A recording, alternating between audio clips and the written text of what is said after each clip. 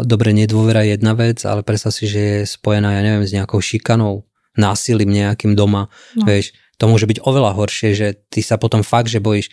Bol som teraz na Duchoňa pozrieť film a tátko mu tam rozbil gitaru.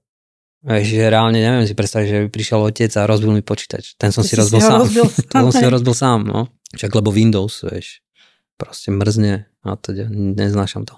A to bol ináč posledný Windows, na ktorom som robil a ten dostal úplne, že petelicu. Čiže môže to byť horšie, len neviem, proste niekedy niektoré voľnomyšlienkárske veci, ktoré ti prichádzajú do života, treba robiť tak, jak to prichádza a ja som vždy vedel, že to budem robiť vždy. Nikdy som proste moje nastavenie životné je, že tento môj život sa nemôže skončiť obyčajne. Aj tu boss.